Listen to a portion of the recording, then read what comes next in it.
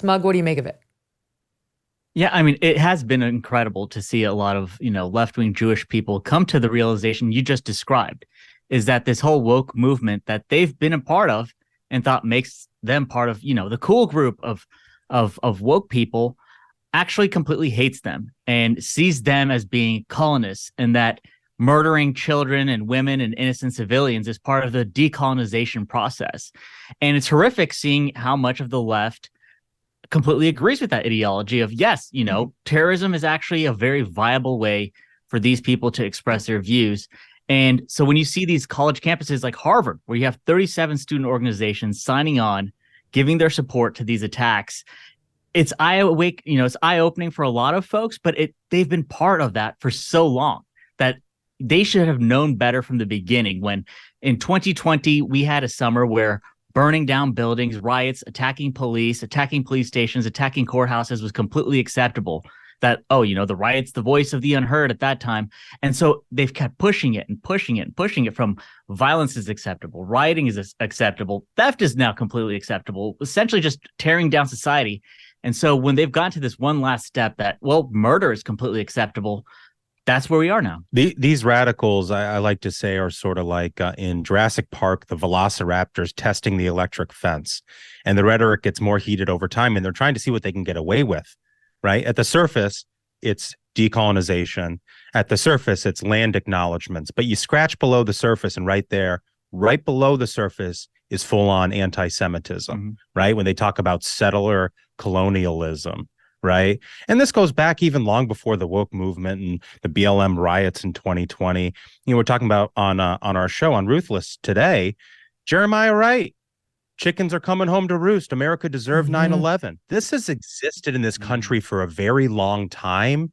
And the one silver lining of all this horrible, horrible tragedy is, like you said, Megyn, at the top, the mask has fallen and Americans, their eyes are now opening to what these radicals really, truly believe. And they believe in murder and terrorism. And it's showing its ugly face all over the world in ways that people might not think about on a day-to-day basis. I read a story about how Jewish kids in England and in Germany are being encouraged by their school districts to cover up their yarmulkes with baseball caps or something else because they have so many migrants in their country who hate Jewish people that they're basically living in fear. And it's disgusting.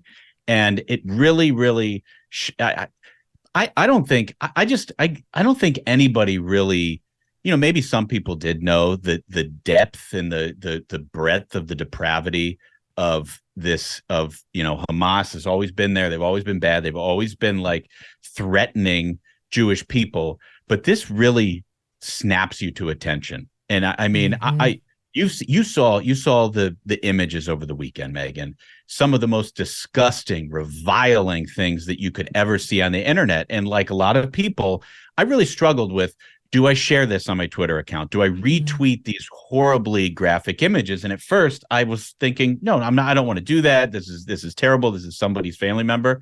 But then the more you thought about, the more you heard from people who are in Israel, the more people were saying, don't look away. This is what hatred does to people who are innocent and people who are just living a very, very pleasant life. And they hate Jewish people from the bottom of their heart. And it's time we recognize that. And it's time that it's time for Israel to respond. And of course, they're doing that. Ashbrook, to your point, J.K. Rowling tweeted this out today from a British newspaper, somebody writing in, on advice from her school, our teenage daughter has gone off without her blazer this morning. Her male classmates have been advised to cover their skull caps with baseball caps. On her preschool dawn run yesterday, she ran past the broken glass of a kosher cafe's windows and a fresh anti-Israel slogan painted on a bridge. All my grandparents were Holocaust survivors who found safe haven and built new lives in the UK.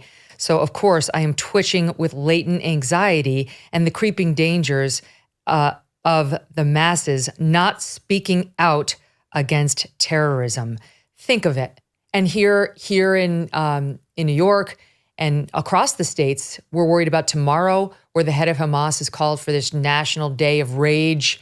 And New York has got a very large Jewish population, and people are going to be going to synagogue. They're going to be going to the JCC. They're going to be going to various Jewish centers having to worry about whether they're going to get blown up because of their religion and because our country hasn't sent a clear enough signal from every corner that this will not be tolerated here. Megyn, it is stunning and it's very disgusting. I'll tell you that the spread is far and wide. I was talking to my wife last night. She has friends who teach at local Christian schools in our area, and multiple schools have received threats about Friday. And sometimes you don't know what the threat is. Is it a kid trying, being stupid?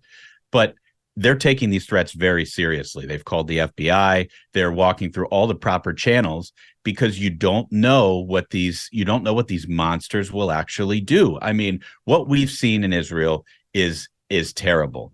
But what we're seeing in America just in the last 3 or 4 days should really, really get everybody's attention, because if you listen to the chants in like the rally, you mentioned the Democratic Socialists of America, the rally that they planned, by the way, they planned on Saturday, the day that all of these children were murdered in their neighborhoods, in their homes, waking up, Hamas is in there shooting them, killing them, doing whatever horrible things that they've did to them.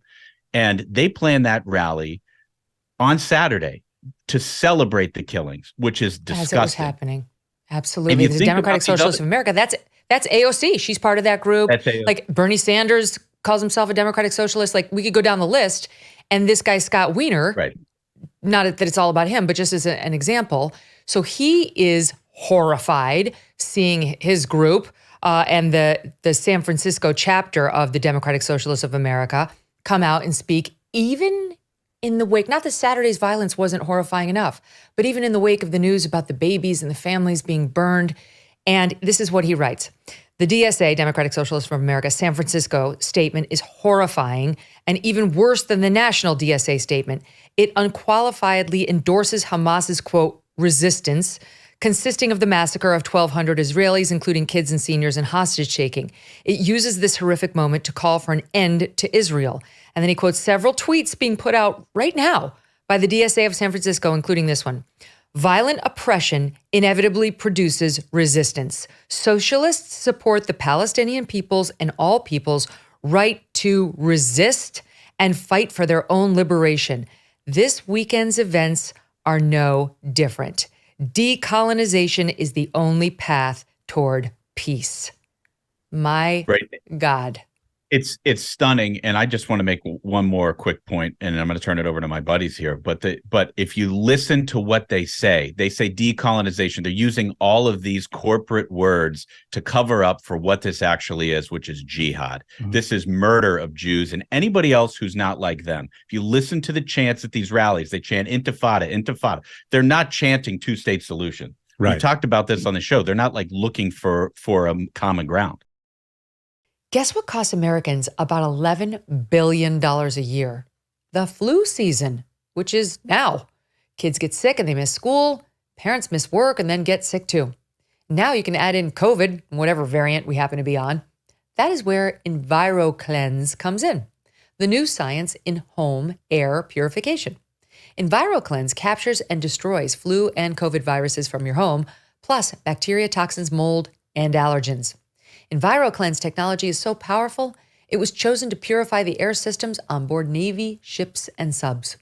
EnviroCleanse helps keep our servicemen and women healthier. And EnviroCleanse is the only home air purifier that promises you and your family better health by helping clear your home of cold, flu, and COVID viruses. We got you a 10% discount. To try it out if you like, go to ekpure.com and use promo code Megyn. That's promo code Megyn at ekpure.com. Hey, thanks so much for watching. If you like what you just saw, hit the subscribe button for more clips and full episodes.